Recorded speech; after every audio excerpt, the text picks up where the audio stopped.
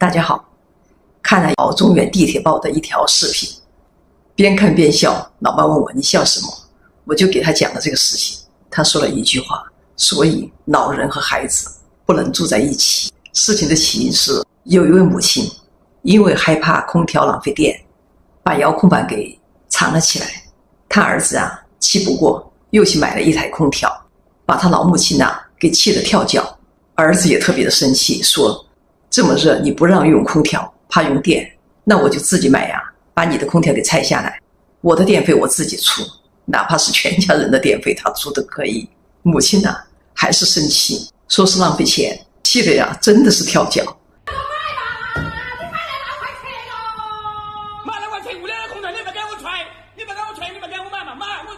你拿来交空调，拿个交啊！交完之后地费以后你往我取地费，对不对？你能看到嘛？我的天哪！你能看到嘛？这帮人的嘛？这帮人的我怎么想过？你是你逼我的，我的过没下去了呢？我逼你来！我过没下去了，空调在打你热天，你搞我的空调用机你没给我拆。在这里又说到我的一个收获，有人说完全没有必要去重新买一台空调，他把遥控器藏起来，你用手机就可以遥控我一听用手机就可以遥控，以前我还真的不知道，可能对年轻人来说这是一个很简单的知识点，而对我来说是第一次知道。我马上就到网上去查用手机怎么控制空调。现在学习一个新的东西真的很容易，我就查到了，马上我就用我的手机控制家里面的空调，觉得还是很方便。当然有遥控器不用手机也可以，但是我这个人好奇，看到了这一点我就马上去尝试。书归正传，说到这母子俩的事情，就像我老伴说的，这个母亲和儿子真的不能住在一起。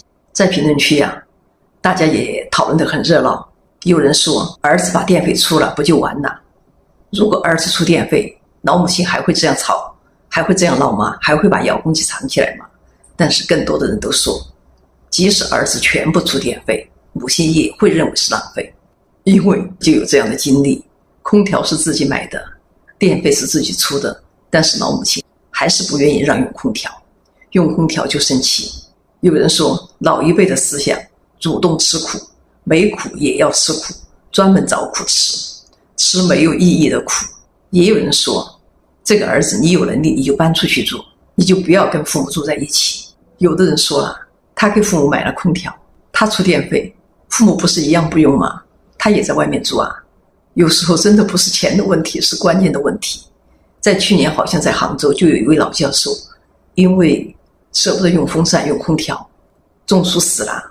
也有人说他父母的空调费全是他出的，但是父母再热都不愿意开空调，然后还要在他面前说自己热得不得了。大部分的父母都很节约，我们这一代人过过苦日子，节约也是正常的。但是我想说的是，到了这个年龄，该用空调还是要用空调。如果热出毛病，花的钱一辈子的电费都用不完。其实最贵的就是热出了毛病去医院看。有些老人算过账来，也有人说这个母亲就是有控制欲，凡事要听他的。这个儿子也可能不是不知道可以换遥控器或者用手机控制，估计还是和他妈赌气。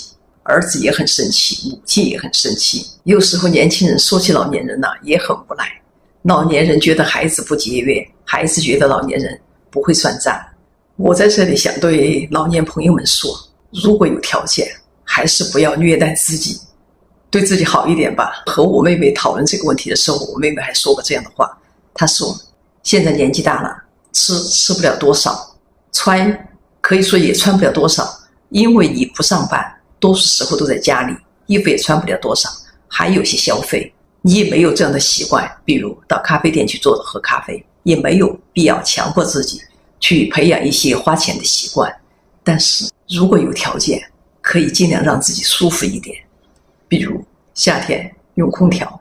有了条件干嘛这样虐待自己我们过去过了苦日子，那是没有办法，有些观念已经形成，也很难改变。